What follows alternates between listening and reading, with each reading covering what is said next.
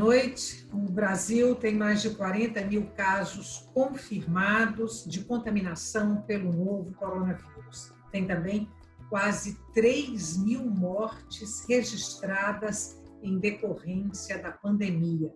Em Pernambuco, 99% dos leitos de UTI do sistema público estão esgotados. São números que, por si só, denunciam a gravidade da situação que vivemos. Some-se a isso a chegada do novo coronavírus às numerosas comunidades de periferia, com suas dificuldades de habitação, abastecimento d'água e saneamento básico, por exemplo. E este é o assunto de hoje do Opinião Pernambuco. Neste primeiro bloco do programa, eu converso com Glieudson Alves, sociólogo e integrante do Observatório Popular de Maranguape. Lembrar para você que o Opinião Pernambuco também é veiculado pela Rádio Universitária FM e pela Rádio Universitária Paulo Freire AM. Glieudson, boa noite. Muito obrigada pela sua participação no Opinião Pernambuco. Boa noite, Stella. Boa noite a todos e todos. Eu quero começar essa nossa conversa trazendo... Prazer é nosso. Eu quero começar essa conversa trazendo para você dados de São Paulo capital. Lá, o maior número de mortes confirmadas pela Covid e mortes suspeitas pela Covid, esse número maior está nas periferias. Existe um mapeamento como esse no Recife e região metropolitana? Nesse momento, os coletivos populares da região metropolitana estão exatamente em busca dessas informações mais qualificadas. A gente entende que o poder público tem essas informações e a gente acha que é fundamental que elas sejam colocadas para a população, porque a gente tem informações relacionadas às cidades, aos bairros, mas a gente sabe que nessas cidades e bairros existem comunidades e a gente não tem esse detalhamento. Então, por exemplo, a gente pode ter um dado sobre Maranguape 1, mas a gente não sabe exatamente, porque aqui em Maranguape 1 tem algumas comunidades, né? Então existe a periferia dentro da periferia. E esse mapeamento mais detalhado, ele facilita tanto o planejamento compartilhado entre a sociedade civil e o poder público, como também as ações que incidem mesmo aqui nas periferias. Bom, tem uma pesquisa de 2018, uma pesquisa vinculada à Prefeitura do Recife, que aponta 4.725 domicílios na cidade em situação precária. Dentro desse número estão as palafitas. Nem a precariedade de habitação, nem as palafitas são uma exclusividade do Recife. É uma situação que se estende por boa parte da região metropolitana.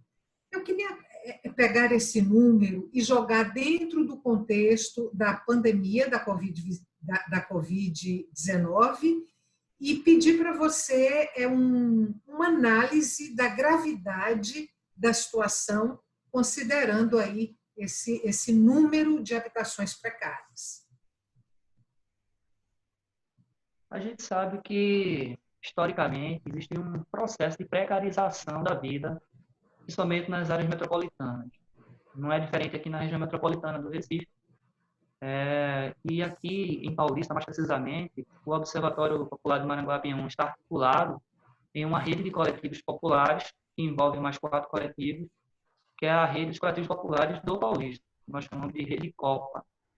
Uma das tarefas que nós estamos tendo nesse momento emergencial é, além de estar atuando na perspectiva solidária, com cestas básicas, kits de higiene, mas também, de certa forma, organizando uma perspectiva de planejamento para a cidade. Então, nós estamos em vias de lançamento de um material que é um Atlas da Vulnerabilidade Social, que vai fazer um acompanhamento exatamente desses casos específicos com essas áreas mais vulneráveis, né? As áreas vulnerabilizadas. E a gente entende que essa deve ser uma tarefa para todo o estado de Pernambuco, na verdade para todo o Brasil, mas nas áreas metropolitanas isso é emergencial, porque nós sabemos que nessas áreas especificamente, várias questões relacionadas à vida já são desrespeitadas, muitos direitos não são garantidos. Então nós temos problemas tanto na área, como foi dito no começo do programa, de infraestrutura, como esgotamento sanitário, a falta do acesso à água potável, como temos também questões relacionadas às mais diversas questões que envolvem a saúde plena, como a questão da própria cultura, a questão do acesso ao lazer, a questão da própria violência, a questão da educação.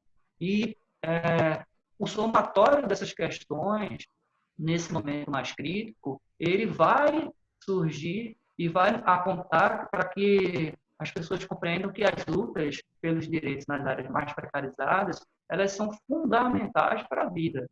E no momento que a vida está sob ameaça, isso vai se tornar ainda mais evidente, de forma ampla, né? Você falou em luta por garantias de direitos dentro dessas comunidades. Como é o trabalho de vocês e a capilaridade que ele tem? Você representa um coletivo, mas existe uma rede de coletivos na região metropolitana do Recife. Como é que funciona essa rede e com que capilaridade? Esse é um fato muito importante ser colocado nesse momento, que a gente para analisar com mais tranquilidade, mesmo estando em meio a uma situação muito difícil, né? O contexto das periferias, né? Porque os coletivos eles se organizam, na grande maioria das vezes, de forma voluntária, ou seja, eles acabam tomando tempo livre de pessoas, moradores, profissionais, uma série de pessoas que gastam energia em tentar construir um processo de organização nesses espaços, né, nesses territórios, e a gente percebe que, desculpa, vai ser e a gente percebe que nesses territórios a gente precisa atuar em rede, porque o território da periferia ele é um território que ele sofre historicamente, como já foi dito, né, um processo de precarização, mas também atualmente, nos dias atuais, ele sofre muitas pressões. Então, vou dar um exemplo aqui da atuação do Observatório Popular de Maranguapium. A gente ainda precisa estar se articulando e fazendo denúncias, por exemplo, sobre o uso da saúde como troca eleitoral. Então, a gente tem aqui na cidade de Paulista diversos espaços que são colocados como espaços de saúde popular, que, na verdade, são comandados por lideranças políticas locais que fazem ainda uma dinâmica que a gente pode chamar de clientelista e acabam, ao invés de estar fazendo o trabalho de fiscalização dos serviços públicos de saúde, criando possibilidades que são, na verdade, utilizadas de forma eleitoral. Então, a incidência da rede de coletivos populares sofre devido a essa pressão local, dessa dinâmica do jogo de poder local. Então, isso interfere, né, negativamente na organização dos coletivos, e a partir daí a gente se organiza em rede. Então, hoje a rede de coletivos populares está organizada com 5 coletivos, além do Observatório tem o coletivo M1, coletivas, o Escambo Coletivo, o coletivo Tururu. A gente tem um trabalho que busca ampliar a territorialização e essa rede se articula com outras redes da região metropolitana e do Brasil.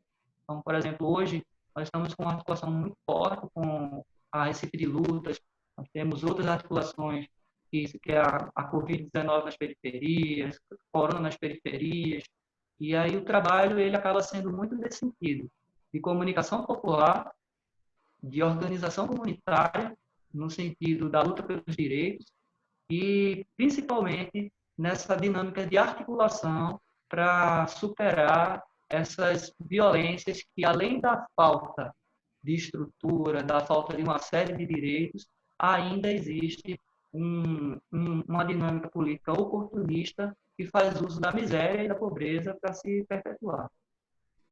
Você falou aí de um trabalho coletivo, né, que nasce dentro da comunidade, é um esforço da própria comunidade. Voltando especificamente para o caso da pandemia da Covid-19 e deixando um pouco de lado esse esforço comunitário, esse exemplo que a comunidade dá de articulação em favor da vida, quais são as ações de governo que podem ser sentidas nas comunidades, sentidas positivamente em relação à Covid-19? Olha, a análise aqui de Paulista, ela ainda percebe o poder público de forma muito tímida, né? Uma atuação tímida ainda. Nós percebemos, em algum momento, houve uma campanha mais descentralizada, com carros de som. A gente percebe que tem um discurso conjunto do governo do Estado com o poder público local, no sentido de garantir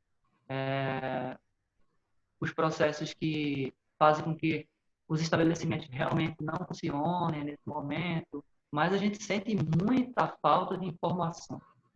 Então, acaba que esse desencontro de informação, que já é também histórico, ele descredibiliza muito a atuação dos coletivos nas comunidades.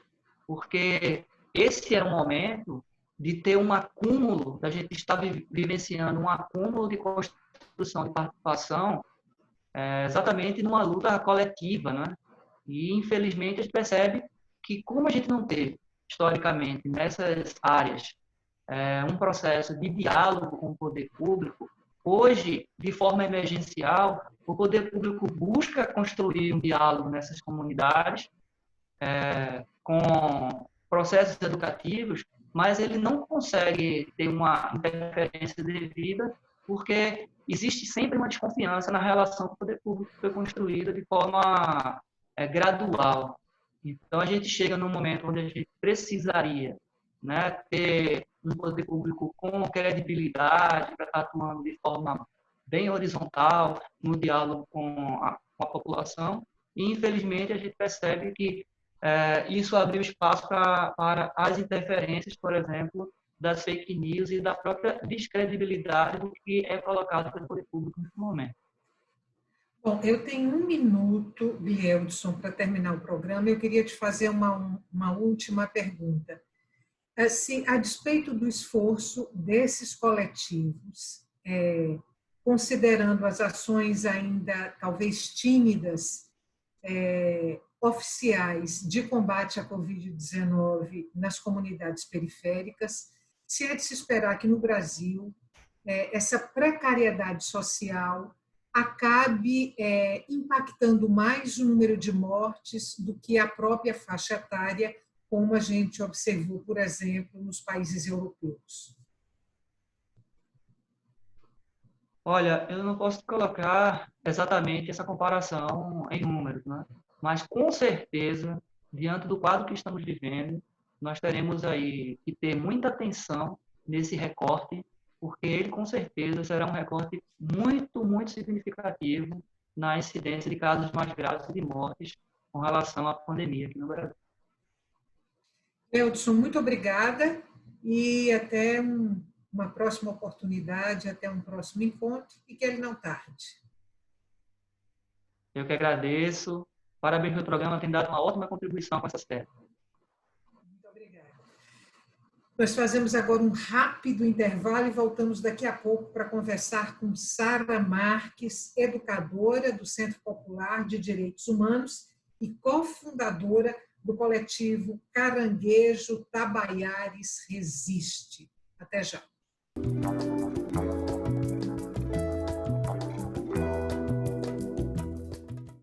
Estamos de volta para o segundo e último bloco do Opinião Pernambuco. O tema de hoje do nosso programa é a chegada do novo coronavírus às comunidades de periferia. Eu converso agora com Sara Marques, educadora do Centro Popular de Direitos Humanos e cofundadora do coletivo Caranguejo Tabaiares Resiste. Lembrar para você mais uma vez que o Opinião Pernambuco é veiculado também pela Rádio Universitária FM e pela Rádio Universitária Paulo Freire AM. Sara, olá, muito obrigada pela sua participação no Opinião Pernambuco. Olá, tudo bem? Obrigada a vocês por esse espaço para que as comunidades tenham voz e vez. Bom, eu queria conversar com você, Sara, principalmente sobre as estratégias de auto-organização que estão sendo tomadas por essas comunidades de periferia, não só aqui na região metropolitana do Recife, mas no Brasil inteiro, praticamente, em vários locais do país, essa rede de solidariedade, essa auto-organização é hoje muito, muito perceptível. E eu queria falar sobre essa organização nas comunidades de periferia da região metropolitana do Recife. A gente, de novo, né, quando a gente sempre está se organizando dentro das comunidades, porque essas comunidades foram ocupadas pelas que vieram antes, foi aterrada e planejada por quem morava, né? E o poder público nunca chegou muito perto para organizar essas ocupações. E quando acontece uma coisa dessa, feito uma pandemia, a gente tem que se organizar entre a gente. Nós temos hoje algumas organizações feito o Recife de Luta, que junta várias entidades e fala sobre o direito à cidade, à saúde, e faz a discussão de como a gente precisa se organizar para viver essa pandemia. E a gente também tem falado com gente do Brasil inteiro, né? A gente conseguiu conversar com o pessoal da Fundação do Galo do Amanhã, em São Paulo, e eles ajudaram na nossa vaquinha. E a gente está com a vaquinha do Recife de Luta recebendo o material de alimentação e kit de limpeza, porque isso faz com que a gente consiga amenizar que as pessoas não saiam da comunidade para conseguir, pelo menos, a alimentação. Você acha que seria possível as comunidades de periferia enfrentarem a pandemia da Covid-19 sem esse trabalho de auto-organização, sem essa iniciativa das próprias comunidades, essa iniciativa solidária? Não, porque falta estrutura, né? E a gente sempre é nós por nós. Então, sempre nas comunidades a gente consegue fazer o nosso trabalho, né? Tem muita gente que a gente consegue acessar fora das comunidades e trazer as coisas aqui para dentro da comunidade, porque o poder público, né, seja em qualquer esfera, tem uma visão de cidade muito maior e às vezes as comunidades ficam mais esquecidas. Então, quando a gente só consegue fazer o específico quando a gente discute diretamente com o povo, com a população. Os poderes públicos não estão fazendo esse trabalho de conversar diretamente com a população. A gente tem exemplos de entregas de cesta básica, que você tem que sair da comunidade e buscar nos CRAs ou nos compás, que está sendo feita pela prefeitura. E aí você diz ao povo, fique em casa, mas na hora de buscar a cesta básica, você manda o povo sair para ir buscar, né? Tendo espaços muito mais próximos. Quando a gente não conversa com a população, a gente não sabe dos problemas, de como essa população vive, e as lideranças e as pessoas que se organizam por dentro da comunidade sabem como a comunidade se organiza. Por exemplo, em Caranguejos Tabaiaras, a maioria das pessoas trabalham como ambulante, são faxineiras, e aí a gente sabe como ir conversando com essas pessoas e ir adotando medidas para cada uma delas. E vai conversando com as outras. A gente tem conversado com o pessoal da Frente de Favelas, que trabalha com o pessoal do Ibura, do COC, a gente tem conversado com esse pessoal, com o pessoal do GRIS, na Várzea, e essas mães, a gente vai levando nossos exemplos, elas trazendo da gente, e a gente vai apoiando esses trabalhos. E se não fosse assim, eu acho que a gente não estava conseguindo dar esse apoio, esse reforço, no mínimo, porque o mínimo é a alimentação, né? Uma mãe que vai dormir sem saber o que é que vai dar ao seu filho, vai acordar sem saber ainda o que é que vai dar, vai ter que sair da comunidade, e isso faz com que a gente traga para dentro da comunidade o vírus. Você falou aí num esforço, né, das organizações para manter essa população nas suas casas, dentro da comunidade, para evitar exatamente isso que você coloca, de trazer o vírus para dentro da comunidade. Eu quero saber de você, esse, esse discurso da necessidade do isolamento social é um discurso que vem sendo negado frequentemente pelo próprio presidente da República e também por alguns segmentos religiosos. A pergunta para você é como o discurso do presidente e como esse discurso religioso de minimizar a gravidade da pandemia, como eles têm impactado as comunidades, as populações das comunidades periféricas. É muito difícil, todo dia a gente faz uma luta diferente, né? Porque assim, como hoje, na nossa comunidade, por exemplo, não tem nenhum caso confirmado, até porque nas comunidades você não tem esse hábito dos exames, né? Para ir confirmando quem está, a gente não sabe o número verdadeiro, né? A gente ainda bem que ainda ninguém pegou que tivesse com um problema de saúde mais grave. E aí, com isso, as pessoas usam isso para dizer que não existe. Nas comunidades, a gente sabe que a maioria que tem muitas igrejas e que muita gente sem informação, a gente também está atuando nessa linha de dar informação, da humanização das pessoas, né? De conversar e dizer que nós somos humanos e, sendo humanos, a gente pode contrair esse vírus. E o que a gente está fazendo não é um trabalho feito Natal, de dizer assim, gente, vocês estão ganhando um 13º, então venham e colaborem dando uma cesta básica. Não é isso.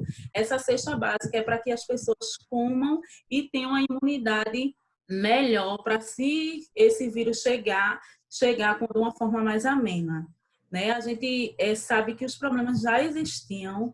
Estela, a gente aqui no Caranguejo, Tabaiares, a gente tem um posto de saúde com a equipe de saúde para 5.000 pessoas. Então, o problema já era muito sério. A gente tem que estar conversando isso com as pessoas e dizendo, esse problema já existia na saúde. A saúde já tinha um problema muito sério. E se as pessoas da periferia, da comunidade pegar, eles não vão ter acesso aos médicos, como já é muito difícil. Então, é isso que a gente está fazendo todo dia. Mas quando um presidente irresponsável vai a público dizer que é um problema que é para todo mundo trabalhar, atinge diretamente as comunidades. Porque quando ele fala no trabalho de pessoas que, se não trabalhar, não come, eles estão falando diretamente com as comunidades. Ele está falando diretamente com as comunidades, que são as faxineiras, que são os entregadores de aplicativo, que são as cozinheiras, porque para ter entregador de aplicativo tem que ter a cozinheira para cozinhar essa comida, para entregar. E a maioria desse povo estão na comunidade. Ele atinge diretamente esse povo, então nosso trabalho é redobrado. E nosso trabalho também de arrecadar esse alimento, entregar esse alimento, é também de conscientização. Porque a gente precisa dizer que a fome não é só a fome do alimento, é a fome da informação também. Porque hoje vem muita informação de vários lugares, mas a gente sabe também que tem informações que são desencontradas, feitas do presidente, que são enganosas e erradas. Qual é a estratégia de comunicação de vocês? Eu vi que a comunidade do Coque, por exemplo, está usando bicicletas para sair levando informação para os moradores da comunidade. Eu te pergunto, qual é a estratégia que vocês estão adotando para fazer essa comunicação?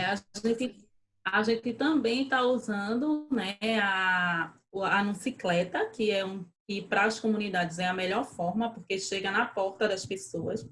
A gente tem a Nucicleta, a gente tem grupos de WhatsApp aqui na comunidade, tem os grupos do coletivo Caranguejo Tabaíra Resiste, que tem muita gente, e a gente vai repassando as informações. E também a gente faz um trabalho de estar na comunidade conversando com a população, tomando os devidos cuidados com as máscaras, entregando também o material. Quando a gente entrega o álcool, a gente faz a conversa, sabão, e falando da forma da coletividade, que é muita gente não tem água e dividir essa água. Então, a gente vai, a nossa comunicação é muito próxima, porque a gente está aqui dentro. Eu moro dentro do Caranguejo Tabaiares e o coletivo mora todo aqui dentro e a gente faz essa conversa aqui dentro. Mas a gente também tem a médica que foi do posto de saúde e que fala com a gente. Ela faz os vídeos ou coloca algum texto e a gente coloca nos grupos e pede para o povo ir